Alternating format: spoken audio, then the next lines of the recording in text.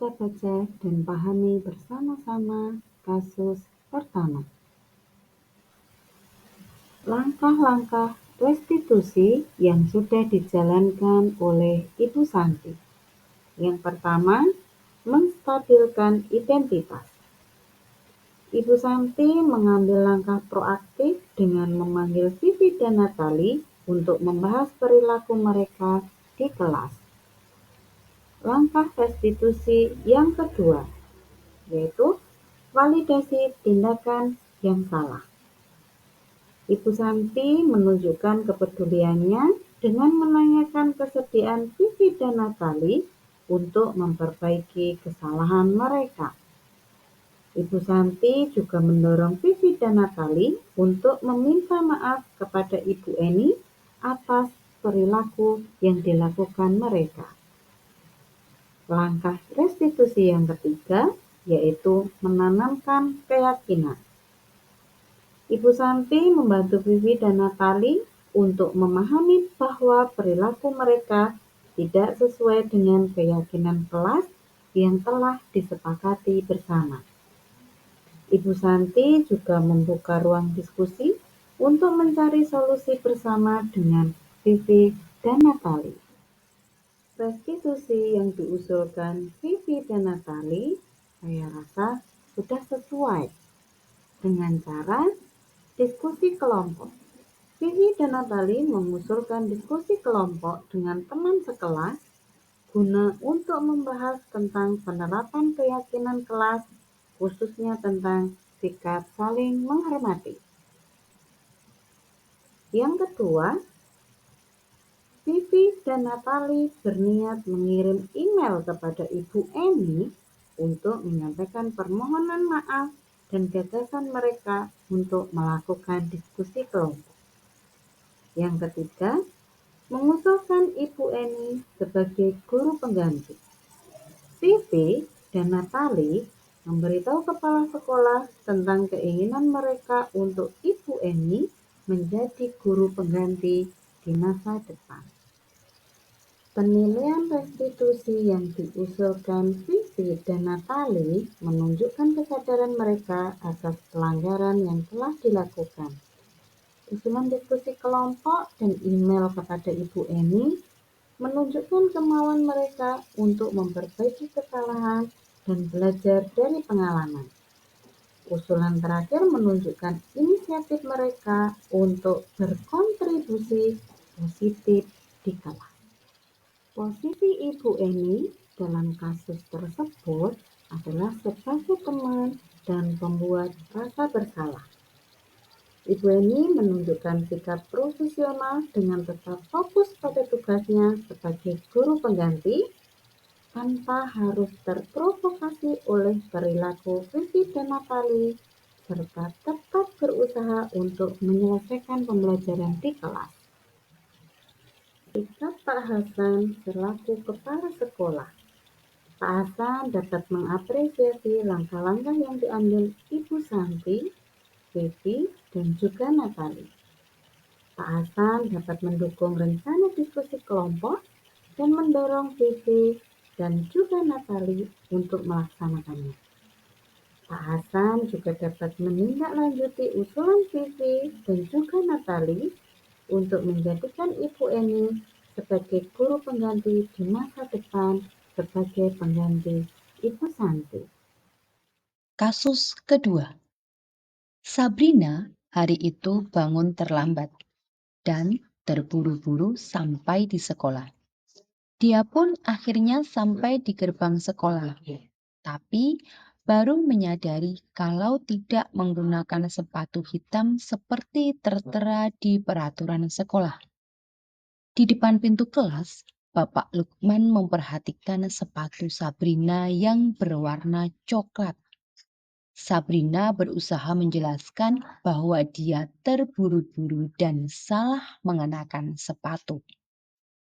Pak Lukman menanyakan Sabrina, apa peraturan sekolah tentang seragam warna sepatu? Sabrina menjawab sudah mengetahui sepatu harus berwarna hitam. Namun, terburu-buru dan salah mengenakan sepatu.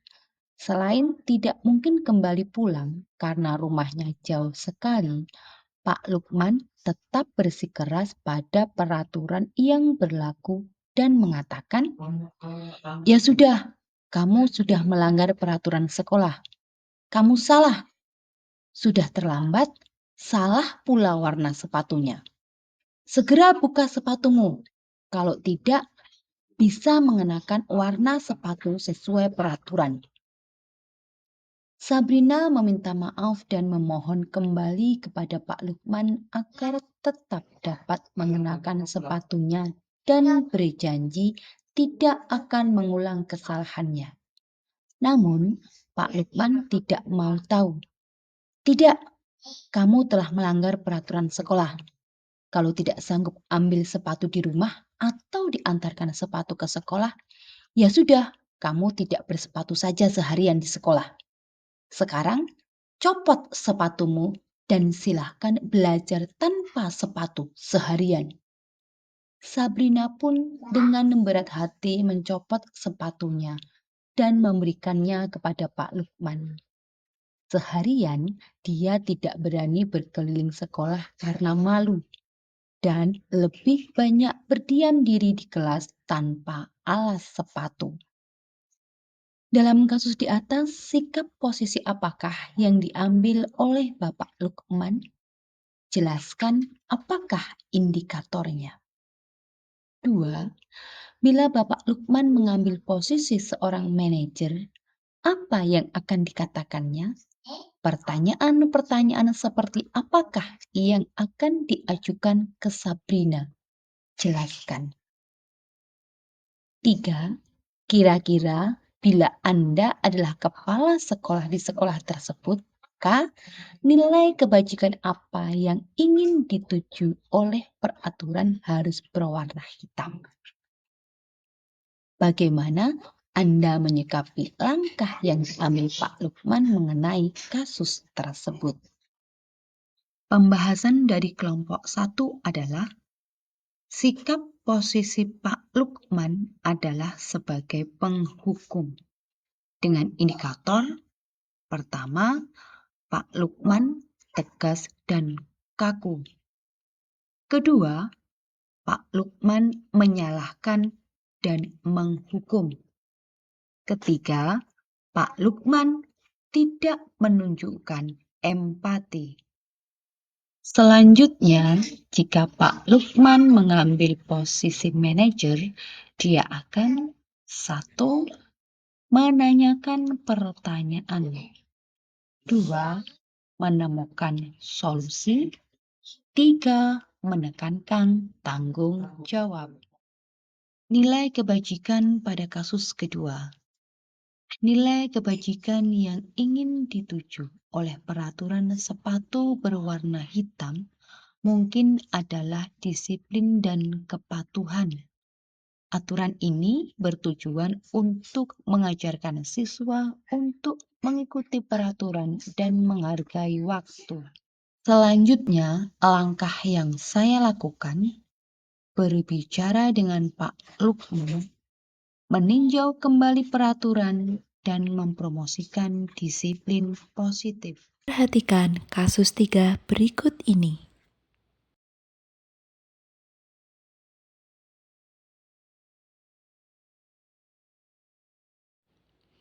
Pertanyaan 1. Posisi kontrol apa yang diambil oleh Ibu Deni dalam pendekatannya kepada Fajar? Berdasarkan interaksi dengan Fajar, Ibu Deni menunjukkan posisi kontrol penghukum dengan indikator 1. Memberi perintah dan teguran. 2. Membuat Fajar merasa bersalah. 3. Tidak mendengarkan penjelasan Fajar. Pertanyaan kedua. Membaca sikap Fajar, kira-kira kebutuhan apa yang diperlukan oleh Fajar? Kebutuhan Fajar meliputi 1. Perhatian. Mencari perhatian dengan cara tidur-tiduran dan acuh tak acuh. 2. Motivasi. Mungkin merasa kesulitan dengan materi pelajaran atau bosan dengan cara mengajar Bu Dani sehingga butuh motivasi. 3. Dukungan. Mungkin membutuhkan dukungan dari guru yang ia percayai untuk membantunya belajar dan berkembang.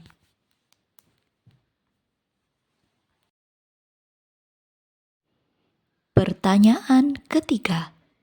Bila mana Ibu Dani mengambil posisi pemantau, apa yang akan dilakukan atau dikatakan olehnya? Pertanyaan-pertanyaan seperti apa yang akan diajukan? Jelaskan. Jika Ibu Dani mengambil posisi pemantau, yang dilakukan adalah sebagai berikut. 1. Mengamati perilaku Fajar dengan cermat. 2. Berbicara dengan Fajar secara pribadi. 3. Mengajukan pertanyaan terbuka. Contoh, menurut kamu, apa yang bisa kita lakukan untuk membuatmu lebih fokus di kelas? 4. Bekerja sama dengan Fajar untuk menemukan solusi.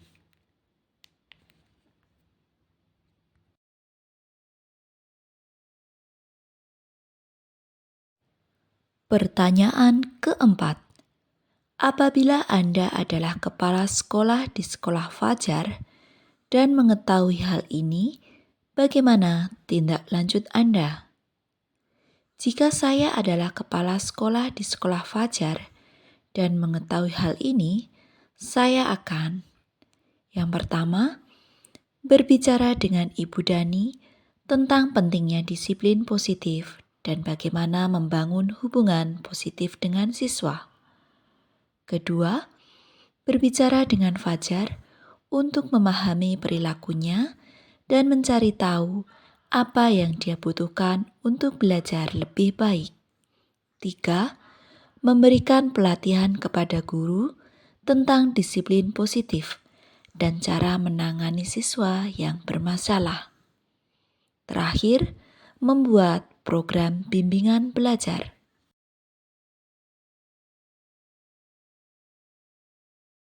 Pada kasus nomor 4, bercerita tentang Anto dan Dino sedang bermain bersama di lapangan basket dan tiba-tiba terlibat dalam sebuah pertengkaran adu mulut. Dino pun menjadi emosi dan mengadakan kontak fisik, menarik kemeja Anto dengan kasar sampai 3 kancingnya terlepas. Pada saat itu, guru piket langsung melerai mereka dan membawa mereka ke ruangan kepala sekolah. Ibu Suti sebagai kepala sekolah berupaya menenangkan keduanya, terutama Dino. Dino, sepertinya kamu saat ini sedang marah sekali. Mendengar itu, Dino pun mengalir bercerita tentang kekesalan hatinya. Ibu Suti pun melanjutkan bahwa membuat kesalahan adalah hal yang manusiawi dan bahwa mempertahankan diri adalah hal yang penting. Namun, meminta Dino memikirkan cara lain yang mungkin lebih efektif, karena saat ini Dino berada di ruang kepala sekolah. Adalah hal yang penting. Namun, meminta Dino memikirkan cara lain yang mungkin lebih efektif, karena saat ini Dino berada di ruang kepala sekolah. Ibu Suti melanjutkan bertanya tentang keyakinan sekolah yang disepakati, serta apakah Dino bersedia memperbaiki kesalahan yang telah dilakukannya terhadap Anto. Dino pun akhirnya belahan mengangguk. Kemudian Ibu Suti balik bertanya kepada Anto, hal apa yang bisa dilakukan Dino untuk memperbaiki masalah? Anto menjawab, saya perlu kancing saya diperbaiki, Bu. Ibu saya akan sangat marah kalau melihat kancing baju saya sampai copot 3 kancing begini. Ibu Suti pun kembali bertanya kepada Dino, apakah yang akan dia lakukan untuk mengganti 3 kancing Anto yang terlepas? Dino berpikir sejenak, namun menjawab, wah tidak tahu Bu, saya lem kembali mungkin ya Bu. Ibu Suti berpikir sebentar dan menanggapi, kalau dilem akan mudah terlepas kembali Dino. Bagaimana kalau kamu menjahitkan saja? Bersediakah kamu? Dino tampak ragu-ragu dan menanggapi, menjahit? Mana saya tahu bagaimana menjahit Bu. Ibu Suti meneruskan, apakah kamu bersedia belajar menjahit? Dino berpikir sejenak, memandang kemeja Anto, dan menanggapi, "Yang mengajari saya siapa, Bu?" Dengan cepat Ibu Suti menjawab, "Pak Irfan, guru tata busana." Dino kembali diam sejenak, memandang ke meja Anto yang tanpa kancing. Akhirnya Dino mengangguk tanda menyetujui dan sepanjang siang itu Dino belajar menjahit dan memperbaiki kemeja Anto. Terakhir kali terlihat kedua anak laki-laki tersebut, Dino dan Anto, pada jam pulang sekolah. Mereka sudah bercengkrama dan bersenda gurau kembali. Setelah melihat kasus di atas, ada beberapa pertanyaan yang harus dijawab. Pertanyaan pertama, posisi kontrol apa yang telah dipraktikkan oleh Kepala Sekolah Ibu Suti? Hal-hal apa saja yang dilakukannya sehingga Anda berkesimpulan demikian? Pertanyaan nomor 2, dalam kasus tersebut, bagaimana Dino dikuatkan? Bagaimana Anto dikuatkan oleh Ibu Suti? Pertanyaan ketiga, kira-kira nilai kebajikan atau keyakinan sekolah apa yang dituju dalam kasus tersebut? Jelaskan. Pembahasan pertanyaan nomor 1. Posisi kontrol yang dilakukan Bu Suti selaku kepala sekolah adalah manajer. Menurut kami, Bu Suti telah menyelesaikan masalah dengan segitiga restitusi, yaitu pertama, menstabilkan identitas. Ibu Suti memulai dengan menenangkan Dino dan mengakui emosinya. "Dino, sepertinya kamu saat ini sedang marah sekali." Hal ini membantu Dino merasa dimengerti dan menghargai perasaannya. Stabilisasi identitas ini penting agar Dino merasa aman untuk berbicara lebih lanjut. Selanjutnya, memvalidasi tindakan yang salah. Ibu Suti menegaskan bahwa membuat kesalahan adalah hal yang manusiawi dan bahwa mempertahankan diri adalah penting. Namun, mendorong Dino untuk memikirkan cara lain yang lebih efektif. Ini membantu Dino merasa bahwa dia tidak sepenuhnya buruk karena kesalahannya dan bahwa ada ruang untuk perbaikan. Selanjutnya adalah menanyakan keyakinan. Ibu Suti kemudian meminta Dino untuk mempertimbangkan cara memperbaiki kesalahannya. Ketika Dino mengusulkan untuk menggunakan lem, Ibu Suti menawarkan alternatif yang lebih baik, yaitu menjahit kancing, dan memastikan Dino mendapat bantuan dari Pak Irfan, guru tata busana. Ini menunjukkan langkah konkret untuk memperbaiki situasi dan memberikan Dino keterampilan baru. Pembahasan pertanyaan nomor 2. Bagaimana Dino dikuatkan? Yang pertama adalah validasi perasaan. Dengan mengakui kemarahannya, Dino merasa perasaannya dihargai dan tidak dihakimi. Yang kedua, diberi kesempatan untuk bertanggung jawab. Menawarkan Dino kesempatan untuk memperbaiki kesalahannya dengan menjahit kancing baju Anto, memberikan rasa tanggung jawab dan penghargaan diri setelah melakukan kesalahan. Bagaimana Anto dikuatkan? Yang pertama, mendengarkan dan memahami kebutuhan. Ibu Suti mendengarkan kekhawatiran Anto dengan kancing bajunya yang copot, menunjukkan bahwa kebutuhan diperhatikan dan dihargai. Yang kedua adalah menyediakan solusi yang tepat. Mengusulkan solusi menjahit lebih tahan lama daripada lem menunjukkan perhatian terhadap Anto. Pembahasan pertanyaan nomor 3. Nilai-nilai kebajikan, keyakinan sekolah yang dituju. Pertama, tanggung jawab. Dino diajarkan untuk bertanggung jawab atas tindakan dan memperbaiki kesalahan yang telah dilakukan. 2. Kepedulian dan empati. Dengan memperhatikan perasaan dan kebutuhan kedua siswa, Ibu Suti menanamkan nilai kepedulian dan empati. Nomor 3. Belajar dari kesalahan. Memberikan kesempatan kepada Dino untuk belajar keterampilan baru dalam proses memperbaiki kesalahan. Mengajarkan bahwa kesalahan adalah peluang untuk belajar dan berkembang. Keempat, kerjasama. Mengajak kedua siswa untuk bekerja sama dalam proses pemulihan hubungan, memperkuat nilai kerjasama dan saling membantu. Terima kasih.